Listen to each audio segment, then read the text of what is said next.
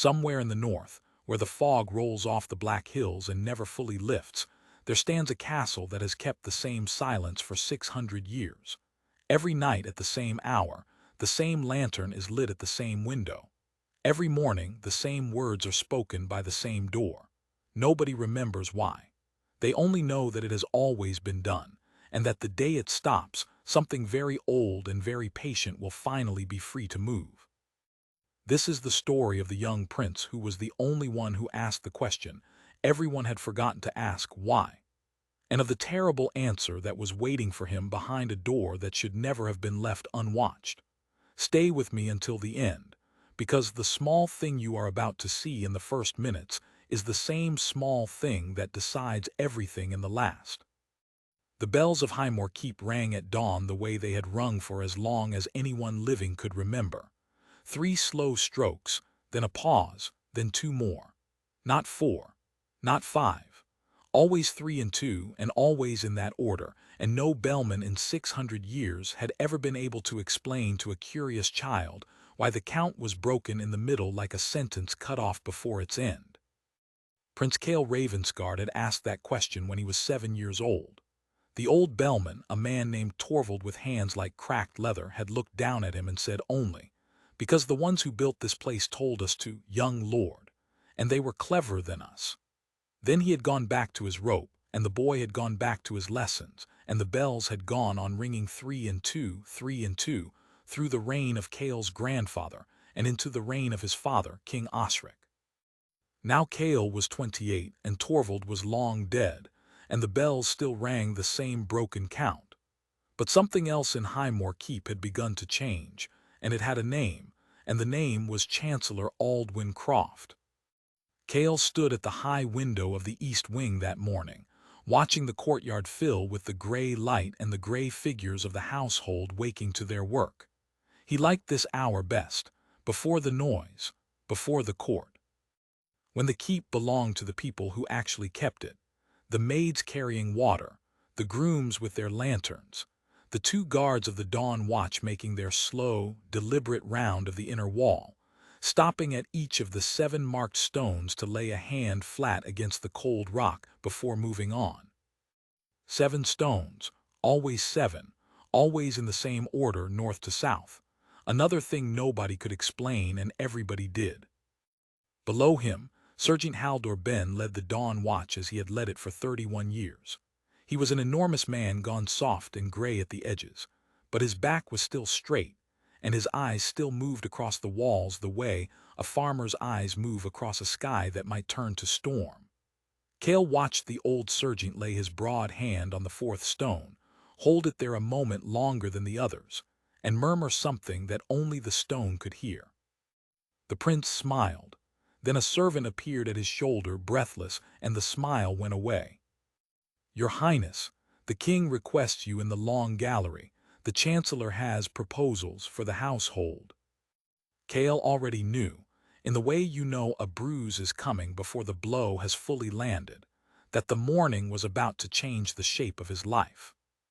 The long gallery of Highmore Keep was a room built to make men feel small. Its ceiling vanished into shadow far above, and its walls carried the painted faces of every Ravensguard who had ever worn the crown, all of them looking down with the same patient, unreadable expression, as if they had already seen how the story ended and had decided not to spoil it. King Osric sat at the far end in a chair that was not quite a throne, wrapped in a fur against a cold that seemed to have moved into his bones and refused to leave. He had been a broad, laughing man once. Cale could still remember being carried on those shoulders, but the years had hollowed him, and grief had done the rest. The death of Cale's mother 3 winters past had taken something out of the king that no physician had been able to put back. He tired easily now. He listened to whoever spoke last and loudest, and lately, the one who spoke last and loudest was always the same man. Chancellor Croft stood at the king's right hand with a sheaf of papers and an expression of great and tender concern. He was a lean man, elegant, perhaps 45, with a voice like warm oil and a way of tilting his head when he listened that made every speaker feel he was the most important person in the world. He had come to court only 2 years ago, from nowhere anyone could quite name, with excellent letters and an excellent mind, and he had made himself indispensable so quietly that no one had noticed it happening until it had already happened. "Ah, the prince," Croft said, and bowed with exactly the right depth. "We are glad you could join us. Your Highness, we were speaking of the future of the keep." "Were you?" Cale said. He crossed the long floor and took his place at his father's left. "And what has the future done to deserve your attention, Chancellor?" The king made a small, tired gesture, half a laugh. "Cale, hear him out. He has been at the ledgers."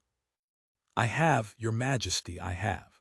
Croft spread his papers on the small table with the care of a man laying out surgical tools.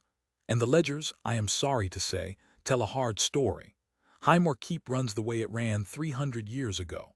We employ 400 souls to serve a household that a modern estate would run with half that number. We light lamps in wings no one enters. We keep a night watch of 12 where 6 would do. We hold ceremonies that consume days of labor and produce nothing but ceremony. The old ways are beautiful, your Highness.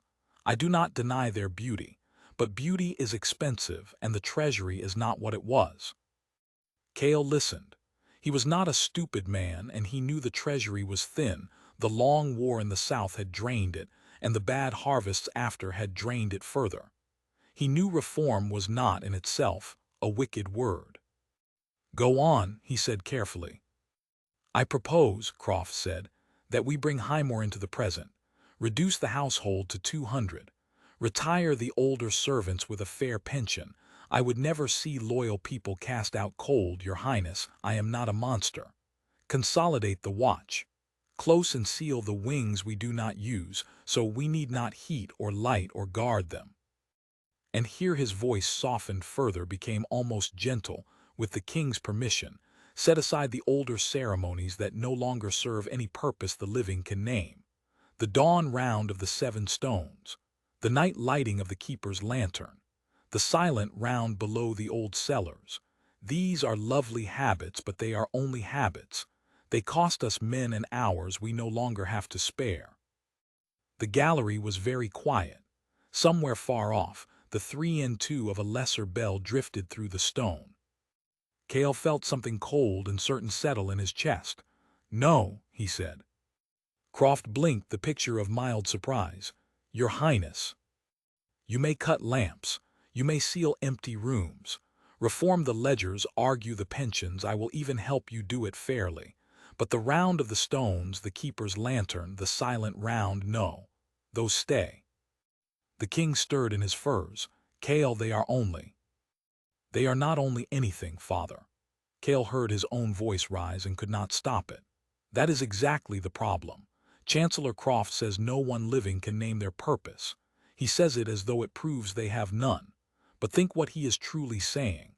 He is saying that men have carried out these acts faithfully every day for 600 years, and not one of them ever decided to stop, through war, through plague, through poverty far worse than ours. 600 years of practical, tired, overworked people, and none of them ever said, 'This is pointless, let us stop.' Does that not strike you as strange? Does it not make you wonder whether they knew something we have forgotten?" "Or," Croft said smoothly, "it strikes me that men are creatures of habit and fear to break a chain simply because it is long. Your Highness argues that because a thing is old it must be wise, but age is not wisdom. Age is only age." It was a good answer. Cale saw his father nod at it slowly and hated how good it was. "The silent round," Cale said, changing his ground. "Tell me what it guards, Chancellor. You have read the ledgers. You have been below the old cellars. What is down there?" For just a moment, a single heartbeat, so brief that Cale would spend the next several days trying to convince himself he had imagined it, something moved behind Croft's mild gray eyes. Not surprise, calculation. The look of a man checking whether a card he thought was hidden had been seen. Then it was gone and the tender concern was back. "Storerooms, your Highness, empty ones, damp, unused, and a waste of 2 good men every night, which is rather my point." Then you will not mind, Kale said, if the silent round continues to walk them. If they are empty, it costs us nothing but 2 men's boots on old stone, and if they are not, he let the sentence hang. The king raised a thin hand. He was too tired for this, Kale could see it, and Croft could see it too, and Croft was patient enough to let the king's tiredness do his work for him. Enough, Osric said. Enough, both of you. Chancellor, your reforms are sound and I approve them. Reduce the household, seal the wings. Retire the old ones kindly, I will hold you to that word, kindly. As for the ceremonies, his eyes moved to his son, and there was love in them and exhaustion, and the particular helplessness of a father who no longer has the strength to fight the boy he raised. The stones and the lantern may stand. They cost little, but the silent round is manpower we cannot spare. It ends. Let the old cellars be sealed with the rest. Father, it ends, Kale. The king's voice found for one moment an echo of the man he had been. I am still king. It ends. Croft bowed his head with perfect humility. As your majesty wishes. But Kale, watching him, saw the chancellor's hand rest flat and still on the sheaf of papers, the way a man rests his hand on a thing he has wanted for a very long time and has finally been given. That night Kale could not sleep.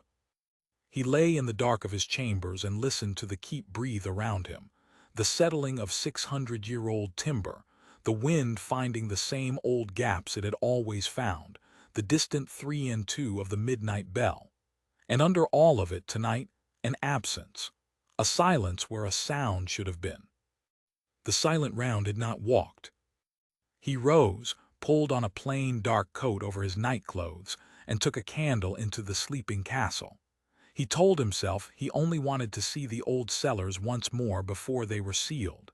He told himself it was sentiment. But his feet carried him with a purpose that felt older than sentiment, down through the kitchens where the banked fires glowed, down the worn stair past the wine cellars, to the low iron-bound door at the bottom that had stood open every night of his life and stood, tonight, freshly shut. A new bar had been laid across it. The wood around the old lock was pale and raw where a workman's chisel had bitten it that very afternoon. Kale stood before the sealed door with his candle and felt the cold air leaking around its edges, cold and something else. A smell. Faint, mineral, wrong. Not the smell of empty storerooms. Not damp stone and old dust. Something underneath that. Something that reminded him absurdly of the sea, though the sea was 90 miles away. Wouldn't go past that if I were you, lad. Kale spun. Sergeant Ben stood at the foot of the stair, a lantern in his fist, still in his day clothes though it was long past the hour when an old man should be abed. His broad face was grim. Sergeant, you should be sleeping. So should you, your highness. Ben came down the last steps, slow, his knees complaining. He looked at the sealed door, and Kale saw something in the old soldier's face he had never seen there before. Fear. Not the sharp fear of a man facing a blade. The deep, patient fear of a man who has been dreading a particular day for 31 years and has just been told it has come. You knew this door, Kale said quietly. You walked it the silent round. Every night since I was younger than you. Ben set his lantern on the step and lowered himself down beside it with a grunt, until he was sitting on the cold stone like a much smaller man. My sergeant walked it before me and his before him, and on my first night, 31 years back, he stood me right here, where you're standing, and he told me the thing they told every man who walked this round. And I'm going to tell it to you, your highness, because come the morning I'll be pensioned off kind and gentle like the chancellor promised, and there'll be no one left who knows. Kale crouched, bringing his candle close. Tell me. The old man's voice dropped, though there was no one to hear. He said, you are not guarding an empty room, you are keeping a promise. Long ago, before the keep was a keep, the ones who first raised these walls put something below them. They didn't destroy it because they couldn't. They didn't move it because they couldn't. So they built a house on top of it, and they made a promise that as long as their line stood, the round would walk, the stones would be touched, and the lantern would burn so that the thing below would always know it was watched and being watched would stay asleep. Cale felt the hair rise along his arms. "Sergeant, what is below this door?" "I don't know, lad, God's truth I don't. In 31 years I never opened it. That's the whole of the round, you see, you don't open it. You walk the passage, you lay your hand on the door, you say the old words, and you feel." Ben's gray eyes found his. "Some nights you feel nothing. Cold stone, that's all. But some nights 3, 4 times in all my years, some nights you lay your hand on that iron and you feel it pushing back. Warm, slow, like a heartbeat that isn't yours. And on those nights you say the words twice, and you don't leave till the warmth goes cold again." "That is a story to frighten new recruits," Cale said, but the words came out thin because his own hand, resting flat against the sealed door, could feel it. Faint, slow, warm. Pushing back. Ben saw his face. The old sergeant heaved himself to his feet, took up his lantern, and his voice when he spoke again was hard and urgent and entirely sober. "Your father sealed the round tonight, your highness. First night in 600 years no man walked it. And your Chancellor Croft him with the smooth words, he didn't want to reduce the round. He didn't argue for 6 men or 4. He wanted it stopped complete, and the door sealed so no man could walk it even if he wished. Now you ask yourself, why would a man who only cares about ledgers and pennies care so very much about one door in one cellar that costs the crown 2 pairs of boots a night? Why seal it shut? What does a sealed door do that a merely unwatched door does not?" Ben leaned close, and his breath smelled of pipe smoke and long service. "It stops anyone from checking. That's what it does, lad. He hasn't put the round to sleep. He's blinded it." From behind the iron door, so faint that Cale might have dreamed it, came a sound. A single, slow scrape. Metal or claw or the settling of very old stone. And then the warmth against his palm pulsed once, strong, deliberate, awake. Cale snatched his hand back, as if the iron had burned him. Ben was already moving, dragging him up the stair by the sleeve. "Not tonight. Not with one candle and no sword and no one who will believe us. Tonight we walk away and we say nothing and we let it think it dreamed us. But tomorrow, your highness, tomorrow you find out who your Chancellor Croft truly is, and where he truly came from and what he came here to open, because he did not sail out of nowhere 2 years ago to save the crown a few coins. The old man's grip was iron. He came for that door." They climbed together into the sleeping keep, and behind them in the dark, the sealed cellar was silent again. But it was a different silence now, not the silence of an empty room. The silence of something that has, after 600 years, at last been left alone and has noticed. Cale did not sleep at all that night. He sat by his cold hearth until the gray light came, turning the old sergeant's words over and over, and when the dawn bell rang its broken count through the stone, 3, and then 2, he found that for the first time in his life the sound did not comfort him. It sounded like a warning that had been trying to reach him for 600 years and had finally run out of time. He would go to his father. He would demand the round be reopened. He would tear the truth out of Croft if he had to do it with his own hands. But when he came down to the long gallery that morning, gray-faced and burning, he found the king's chair empty, and Chancellor Croft waiting for him with 2 of the new hired guards at his back. Hard-faced men Cale did not know, in livery that had never served Highmore, and an expression of such gentle, sorrowful concern that Cale's blood ran cold before the Chancellor had spoken a single word. "Your Highness," Croft said softly, spreading his hands, "we must talk about you. The whole household has heard how you wandered the cellars in the night, feverish, talking to yourself and to poor old Ben about monsters under the castle. Your father is beside himself with worry. Grief does such things to a family, first the Queen, and now, I fear, her son." He tilted his head, and for the first time Cale saw, quite clearly, the cold and patient thing that had always been living behind the mild gray eyes. "You are not well, your highness. Everyone can see it, and an heir who is not well cannot be allowed to wander where he might hurt himself." The 2 strange guards stepped forward. And Cale understood, far too late. that the door in the cellar was not the only thing Chancellor Croft had come to Highmore Keep to seal away. They did not throw him in a cell. That was the cruelty of it. A cell he could have raged against, and men would have whispered about a prince in chains.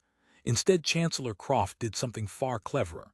He gave Cale his own chambers, his own fire, his own food brought up warm on silver, and a locked door, two strangers outside it, and the softest word in the language wrapped around all of it like a blanket around a smothering child. Rest. The prince was unwell. The prince needed rest. And who could argue with a man so tenderly concerned for the health of his future king? Cale stood at his window for the better part of that first morning, and watched the reforms come to Highmore Keep the way winter comes to the hills, quietly, and everywhere at once. Wagons in the lower court, and the older servants being helped up into them with their small bundled lives.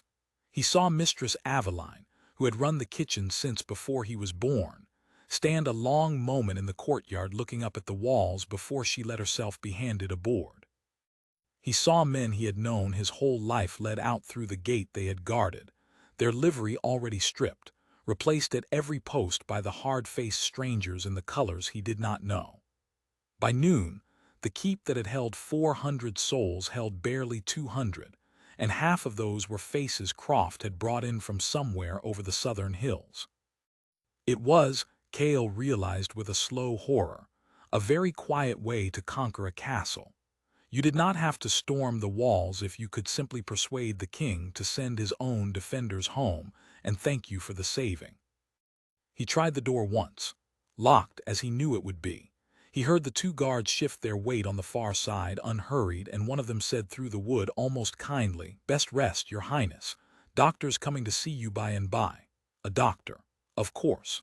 Croft would want a physician's word that the heir was of unsound mind, a paper signed and sealed that could be waved at the court and the country when the time came to set Cale aside for good. He had until that doctor came, then. He had a few hours to stop being a frightened man locked in a room and start being the only person left in Highmore Keep who knew what was coming. Cale made himself sit, he made himself think, and thinking he remembered two things. The first was that a prince who has grown up in a castle knows things about that castle that no newcomer, however clever, could learn in 2 years. Croft knew the ledgers. Croft did not know that the East Wing chambers had been built in his great-grandfather's day for a queen who feared assassins, and that behind the tapestry of the hunting scene there was a servant's passage, narrow and forgotten, that ran down inside the wall to the old library 3 floors below. The second thing he remembered was a name. There was one person left in Highmore who might know more about the sealed door than even old Ben had known, and who was too obscure, too dusty, too apparently harmless for a man like Croft to have bothered removing.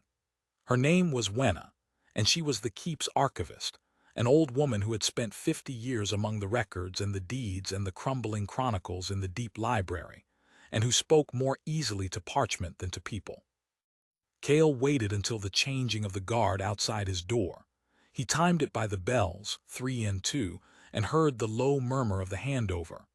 And in the quiet moment when the new pair were settling, he went behind the hunting tapestry, found the old catch with fingers that remembered it from boyhood games, and slipped into the dark of the wall.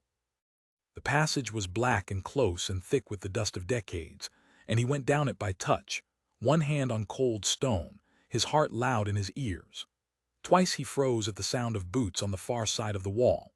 Once he passed a slot of gray light and, putting his eye to it, looked down into a gallery where 2 of Croft's strangers stood talking in a low tongue he did not recognize. Not the speech of the South, not any speech he knew, a language with too many soft edges, like water moving over stones. He did not linger. The passage led him out behind a shelf in the deepest room of the library, where the light of the high windows died to a permanent brown twilight, and the air was so still it felt like a held breath. And there, at a long table under a single lamp, bent so far over a great chained book that her nose nearly touched the page, sat Wenna. She did not startle when he stepped out of the wall. She merely lifted her eyes over the rims of her little glass lenses, took in the dust on his coat and the fear on his face, and said in a dry voice like the turning of old pages, "So, you felt it then, the door pushing back." Cale stopped dead. "How could you possibly?" "Because you have the look, boy." She marked her place with a ribbon, unhurried, and folded her spotted hands. "There's a look a Ravensguard gets on the night they finally understand what their family has been sitting on for 600 years. Your grandfather had it. I was a girl, and I saw it on him. Your father never got it. Osric never went down those cellars in his life, never felt the iron warm, and that's why he could seal them with a stroke of a pen and think he'd saved himself 2 men's wages." The old woman shook her head slowly. "But you went down and you laid your hand on the door, didn't you? And now you're here in my library through a wall you think nobody knows about." A dry ghost of a smile. "I've known about that passage for 40 years, boy. Where did you imagine I hid the things I didn't want the court to see?" "Then you know what's below the keep." Cale crossed to her table, urgent, and gripped its edge. "Wenna, they've sealed the round. First time in 600 years no man walked it. Last night I felt the thing wake. There's a scrape, a warmth. Ben heard it too, and now Ben's gone, pensionied off, and I'm locked in my rooms with a madman's diagnosis coming for me by evening. I don't have time for riddles. What is under this castle, and how do I stop what Croft has started?" The old archivist looked at him for a long moment. Then she rose slowly, her joints cracking like the spine of a book, and shuffled to a shelf at the very back of the room, one that stood behind an iron grill. From a chain at her waist, she took a key so old its teeth were nearly worn smooth, opened the grill, and drew out a single volume bound not in leather, but in something darker and heavier, its cover marked with the 7-stone sigil Cale had seen his whole life carved above the 7 marked stones of the Dawn Watch. "The others burned or lost," she said, laying it before him with the care of a woman handling something that might bite. "Chronicles get tidied. Inconvenient pages go missing. But this one I've kept hidden through 3 chancellors and 1 very curious bishop, because the man who trained me told me that one day a Ravensguard would come through that wall with the door's warmth still on his palm, and when he did, he'd need it more than anyone had needed anything in a long age." She opened it to a page she plainly knew by heart. "Sit and listen, because I'll say it plain and I'll say it once." Cale sat. "Before the keep," Wenna said, "before the Ravensguards, before the kingdom had a name, there were people here who were not our people. Older. They lived along a coast that's now 90 miles of dry hill. The sea's retreated since, but it was here once, and the smell of it still leaks up through that cellar door, and now you know why. Those old people made a bargain with something that came out of that sea. The book doesn't name it. The book is careful never to name it. And after 50 years of reading, I've come to think that's wisdom, not ignorance. Some things you don't write down plain, because a name is a kind of door too." She turned a page. The drawing on it was crude and old and made the back of Cale's neck crawl. A shape half in water and half out, too many limbs, and above it a ring of small figures with their hands raised, not in worship he saw, in warding. The bargain went bad, the way bargains with such things always do. They couldn't kill it. They couldn't send it back. It had come too far up onto the land, into the deep rock, and there it had gone to ground and gone to sleep, the way a great cold thing sleeps, slow, dreaming, waiting for the tide to come back. So the old people did the only thing left to them. They pinned it, not with chains it could have broken, with attention. She tapped the page. They discovered that the thing could not fully wake so long as it knew, in its slow dreaming, that it was watched. That living minds turned toward it, day on day, year on year, without fail. Watching keeps it dreaming. The moment the watching stops, the moment it feels itself unobserved, it begins, very slowly, to surface. The pieces turned in Cale's mind and locked into place with a coldness that went all the way to the floor of his stomach. "The round," he breathed. "The stones, the lantern, the bells, all of it." "All of it is watching," Wenna said.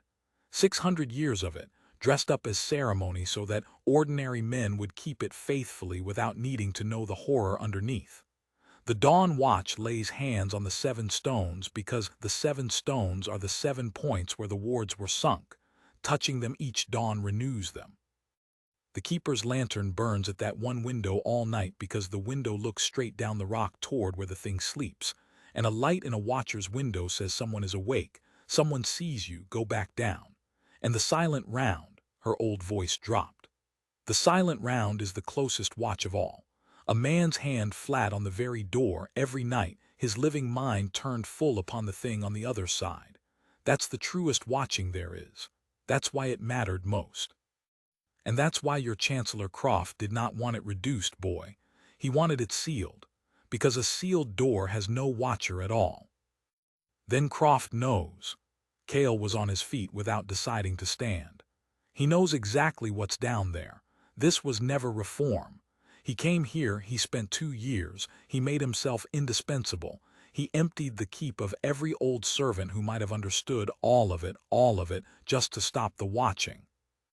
To stop the watching, Wenna agreed grimly, and to be here when the tide comes in. Ask yourself what a man gains by waking such a thing. The old people who first bargained with it wanted something. Power, likely. The kind you can't get from any king.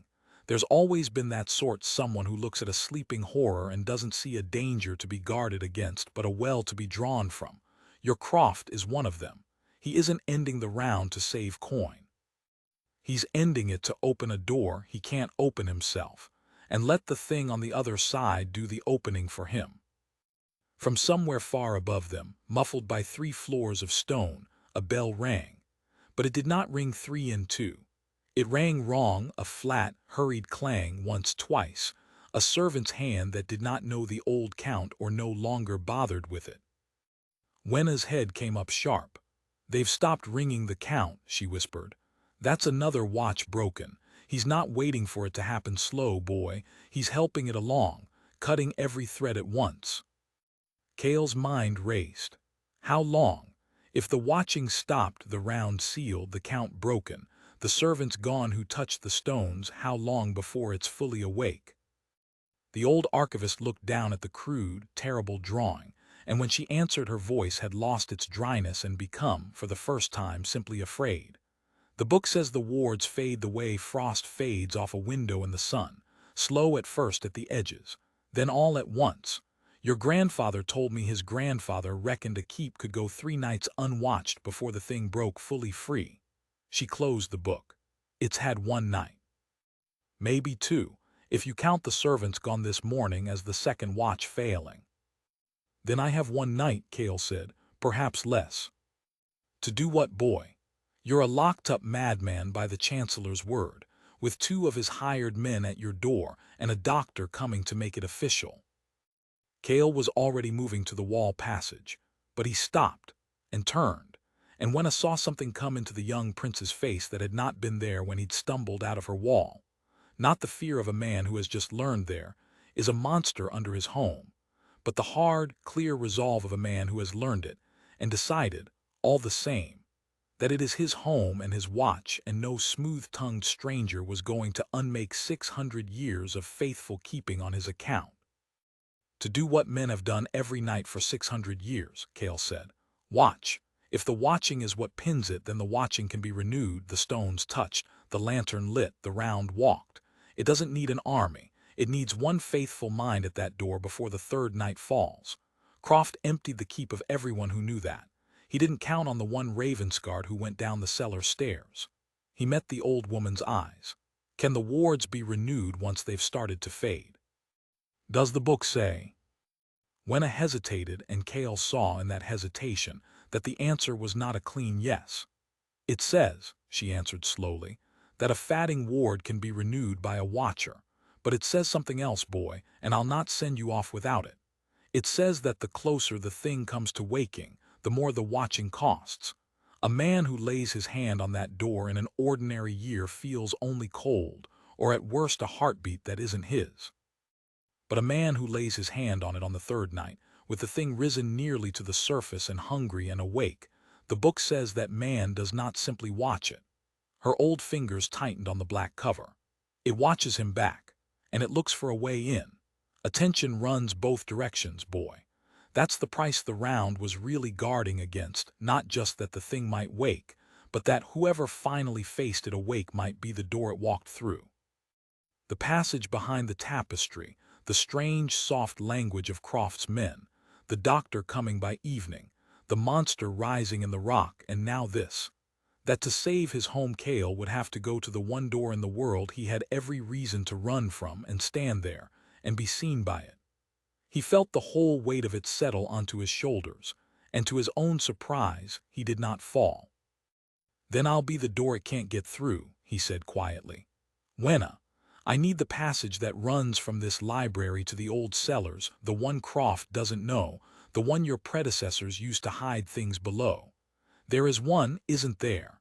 That's how the archivists kept the true chronicles near the thing they were about and away from the court." For the first time the old woman smiled, a real smile, fierce and proud and terrible. 50 years I've waited for a Ravensguard to ask me that." She rose and took up her worn key and her single lamp. "There is a passage. It comes out not 10 feet from the sealed door. But hear me, boy, if you go down it tonight, before the third night, before you've any notion of how to stand at that door without becoming its way in, you'll not be saving Highmore. You'll be handing Croft the one thing he still lacks. He can unwatch the door. He cannot open it. But a Ravensguard, alone and unready and afraid, laying his hand on the iron with his mind wide open, that's a key, boy. That's exactly the key he's been missing. Go down there wrong and you don't stop him. You become the thing he came here to fetch." Cale stood very still in the brown twilight of the deep library, and understood that the enemy had not made a mistake in locking him up. The enemy had made a plan. Croft had not needed to kill the heir. Croft had needed the heir frightened, isolated and desperate, needed him to do exactly what every instinct in Cale's body was screaming at him to do, which was to run down to that door tonight and try to save everything single-handed. That was the trap. The locked room, the cruel gentleness, the doctor, the fear, all of it was a hand at his back, pushing him toward the cellar before he was ready, so that the thing below could take him and Croft could have his key. "He wants me to go down there tonight," Cale said slowly. "He's built the whole day to make you," Wenna agreed. "Then I won't," the prince's jaw set. "Not tonight, not afraid, not alone and blind. I have until the third night. I'll use every hour of it. I need to know how the old watcher stood at that door without becoming its way through. Everything the book has, every word. And I need to get to the men Croft turned out this morning before they're gone over the hills, Ben, Aveline, all of them. He emptied the keep of its watchers to break the watch." Something like a smile, hard and grim, touched Cale's mouth. "So I'm going to gather them back, if it takes a faithful mind at that door. Then let it be a faithful mind that isn't alone, and isn't unready, and knows exactly what it's looking at. Let Croft come to the third night thinking he's handed me to it, and find the whole of Highmore's true household standing between him and the thing he came to raise."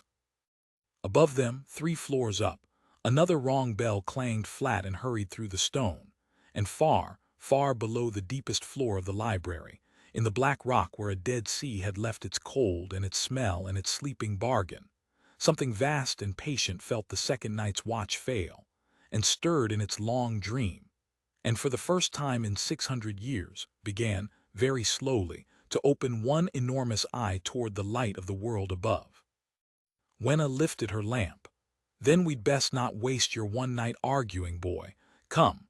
There's a great deal in this book you'll need before the third night falls, and not much dark left to learn it in."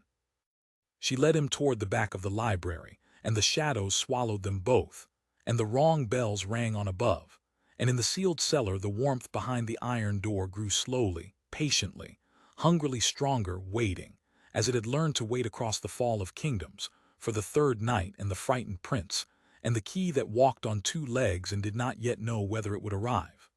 The doctor came at evening, as Croft had promised, and found the prince's chamber empty. He found the fire banked and the food untouched and the window latched from inside in no way that any sensible man could see, that a locked-in madman could have gone anywhere at all. What the doctor did not find, because he did not know to look for it, because in 2 years Chancellor Croft had learned the ledgers of Highmore Keep, but never its walls, was the loose catch behind the hunting tapestry, and the narrow dark that ran down inside the stone.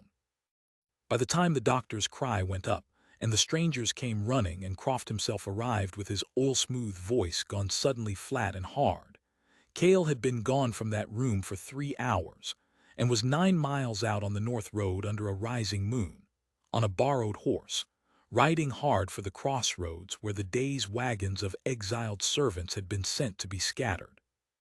He caught them at an inn called the Grey Goose, where the road forked 3 ways, and the old household of Highmore sat crowded in the common room with their bundles at their feet, not yet gone their separate ways, held together for one more night by nothing but the habit of belonging to the same place. When the prince walked in out of the dark, rode dust to the knees and no crown on his head and the fear plain on his face, the whole room went silent. And then old Sergeant Ben rose up from a bench by the fire and looked at him and said only, "You felt it wake then, lad. You've the look." "I felt it wake," Cale said, "and I know now what it is, and what the round was for, and what Croft came to Highmore to do. He didn't turn you out to save coin. He turned you out because every one of you was a watcher, and he needed the watching stopped."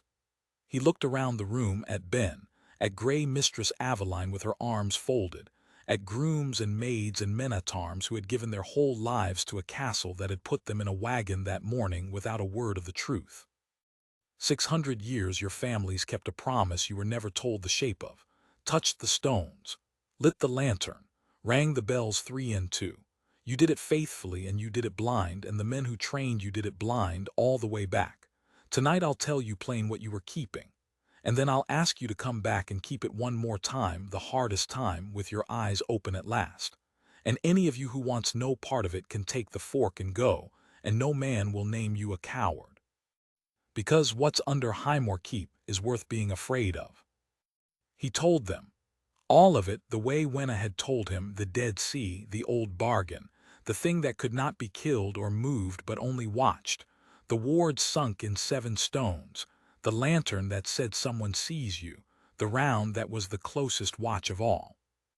He told them the 3 and 2 of the bells was itself a ward, an old broken rhythm that a sleeping mind far below counted and was soothed by.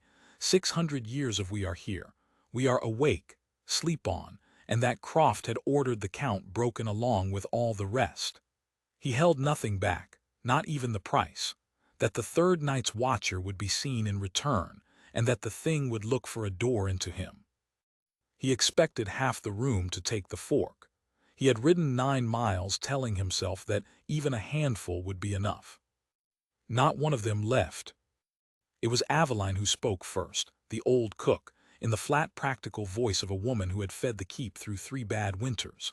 "My mother touched the 4th stone every dawn of her working life, and her mother before her, and I did it 30 years and never knew why, only that you didn't miss it, same as you don't let the bread oven go cold. And now you're telling me why." She picked up her bundle. "You don't tell a body a thing like that and then expect her to go the other way up the road.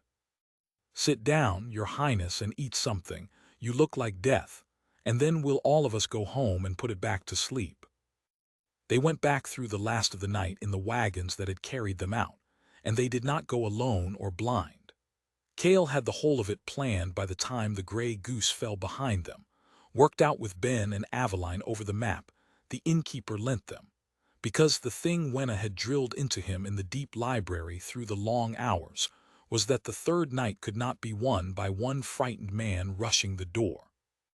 It had to be won the way the round had always worked, by many minds, turned together, at every point of the watch at once.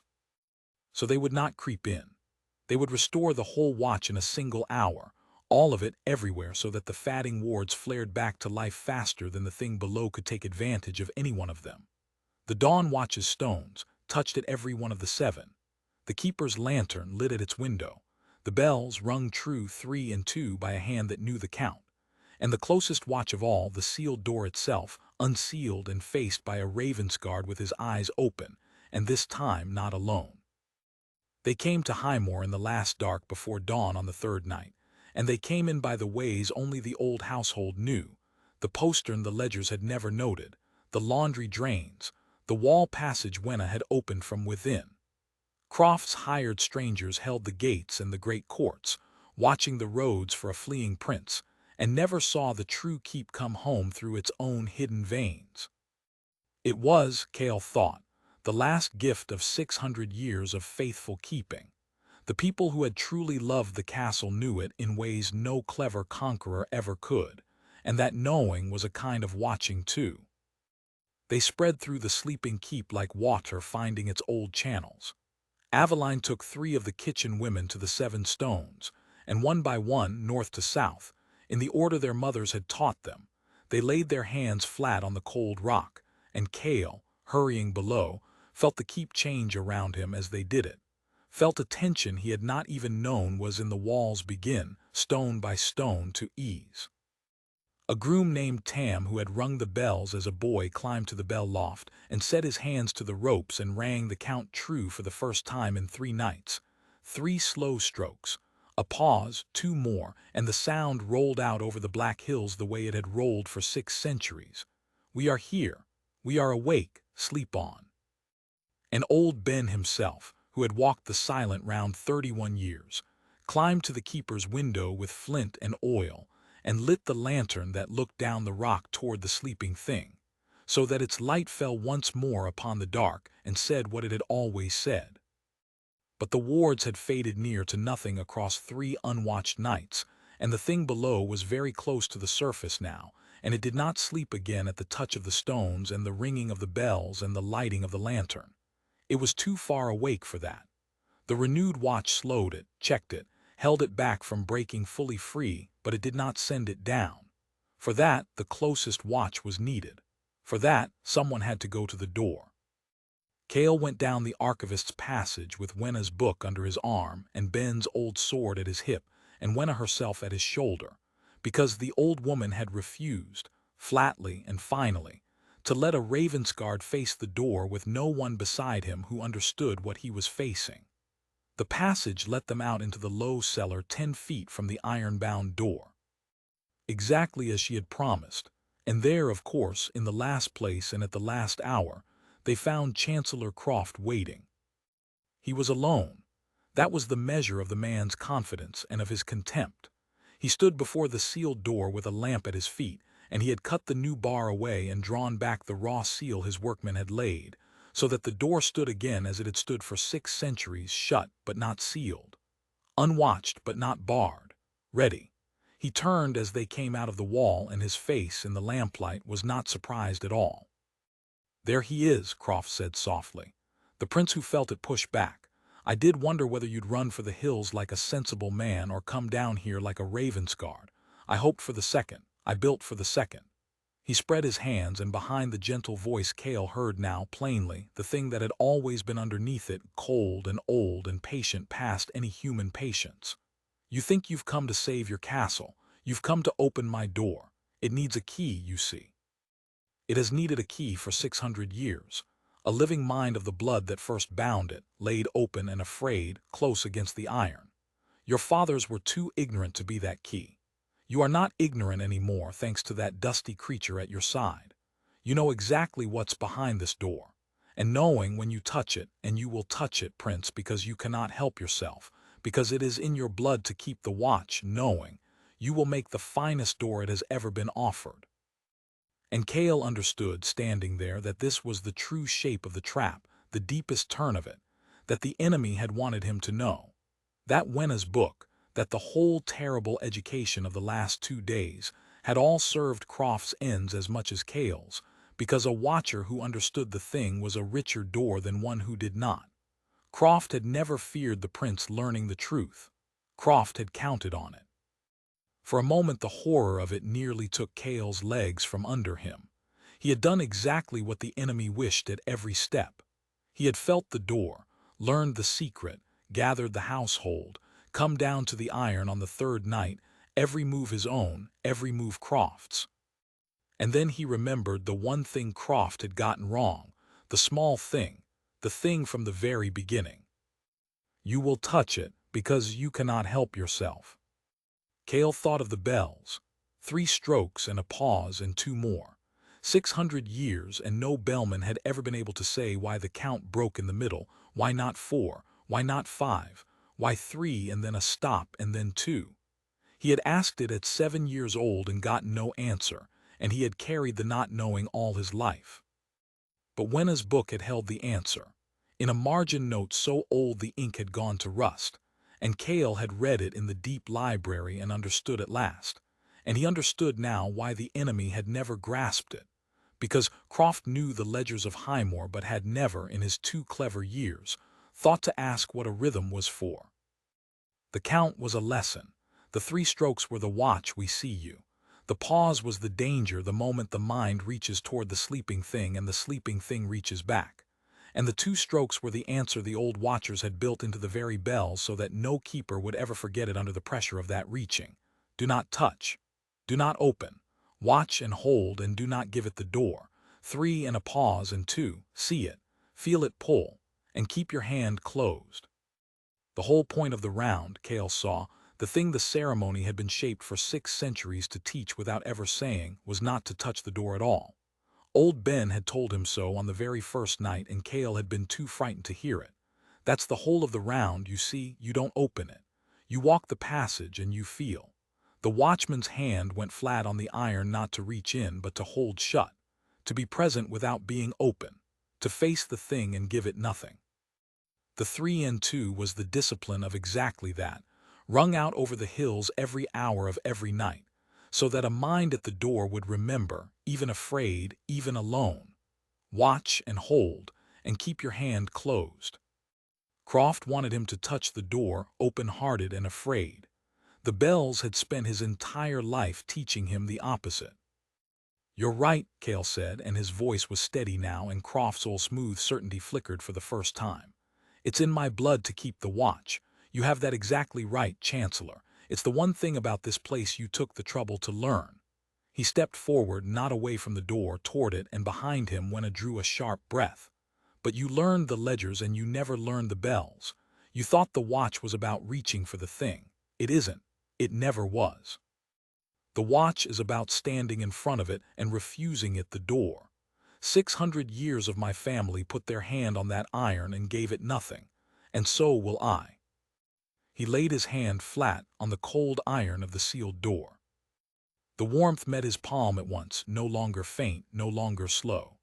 It surged up against him, hot and vast and aware, and with it came the reaching Wenna had warned of, the thing looking back up the line of contact, searching him, pouring against the inside of his skull like a black tide against a wall, looking for the crack, the fear, the open place, the door. It found the fear. There was so much fear, and it pressed on the fear, and Cale felt his own mind begin to give the way a man's grip gives on a rope pulled too hard. And in the bell loft high above, Tam the groom, who knew nothing of monsters but knew the count his grandfather had taught him, rang the hour. 3 slow strokes rolled down through 600 years of stone. We see you. Then the pause, and in the pause the black tide surged hardest, all of it, everything the thing had, hunting the door and the frightened prince. And then the 2 strokes came, true and clear and final, the way they had come every hour for 6 centuries, the way they had come the night Cale was born and every night of his life, so deep in him that they were under thought, under fear, under the reaching thing itself. Watch, and hold, and keep your hand closed. Cale closed his hand. He did not reach in. He did not open. He stood at the door with the whole awful weight of the thing pressed against him, and he gave it nothing at all, no fear it could use, no wonder, no reaching, only the flat closed refusal of 600 years of keepers who had faced exactly this in the dark, and passed the shape of their refusal down through a broken rhythm of bells. You do not come through here. This door is watched. This door is held. Go back down. The warmth against his palm rose to a scream and broke. He felt it recede. Not defeated, a thing like that is never defeated, only watched but checked, turned, pressed back down into the deep rock by a mind it could not enter and a watch it could not break, back toward the dark and the cold and the memory of the Dead Sea, back into the long dream, because the one thing it had needed to wake was a door of the blood laid open, and the door of the blood had refused to open. The scrape came again behind the iron, slow, retreating, going down. And then the cellar was cold, ordinary cold, damp stone and old dust, and the warmth was gone, and the thing was asleep. Cale sagged against the door, his hand still flat upon it, and found he was weeping, and did not care. Chancellor Croft made a sound that was not human. He had staked everything 2 years, a whole conquest, the emptying of a castle, on the certainty that a Ravensguard who understood the horror could not stand before it and stay closed. He had been so sure. And in his surety he had come alone, and unwatched, and now the thing he had spent everything to raise was sinking back into the rock, and the household he had scattered was pouring down the cellar stairs behind Ben's drawn sword, and the prince he had locked away was standing at the door he could not open, holding it shut with nothing but the discipline of a nursery rhyme rung in bronze. What happened to Croft in the end, the chronicles would tell only briefly, and Cale himself never spoke of it. Only that the chancellor, seeing his one plan fail, threw himself at the door at the prince, at the iron, trying with his own 2 hands to wrench open what 600 years had held shut, trying to be the key himself in the last desperate moment. And that a man not of the blood, laying himself open and reaching at that door in that hour, was not a key the thing could use to come up. But he was a door it could reach down through. Ben got there first and pulled the prince back and turned Cale's face away. So that of all of them only old Wenna saw the whole of what became of Chancellor Croft, and Wenna had read enough in 50 years that she could bear too. When it was over there was no mark on the iron and no man before it, and the door was shut, and cold, and sealed now not by a conqueror's raw chisel but by the thing on the far side, drawn closed from within, and the smell of the Dead Sea did not leak from it any more. Dawn came to Highmore Keep. They opened the round again that morning, and every morning after, and Cale Ravensguard walked the first silent round himself, laying his hand flat on the cold door and giving it nothing, the way his family had given it nothing for 600 years, and would go on giving it nothing for 600 more. The old household came home, Aveline to her kitchens, Ben to his watch, until his knees at last retired him honestly, the grooms and maids to the stones and the ropes and the lantern. Croft's hired strangers, leaderless and uneasy in a keep that had quietly closed around them, drifted back over the southern hills and were not pursued. King Osric, when his son told him the truth at last, all of it, the door and the bargain and the chancellor and the third night, wept, and held his boy, and never again in what remained of his reign let a smooth voice talk him out of an old and faithful thing on the grounds that no living man could name its purpose. And Cale, when he was king in his turn, made one change to the ancient ways of Highmore, the only change in 600 years, and it was this. He caused the reason for the bells to be written down, not in a hidden chronicle behind an iron grill, but plainly, in the book each new keeper of the round was given, so that no watcher after him would ever again keep the promise blind, and no clever stranger could ever again empty the castle of its watchers by asking the question Croft had asked. Why do you still do this, when none of you can say what it is for? Now they could all say what it was for. The bells of Highmore still ring the broken count, 3 and then 2, out over the black hills that were a sea once and may, in some slow age, be a sea again. Travelers on the north road hear it and think it only a quaint old custom, a castle keeping its habits.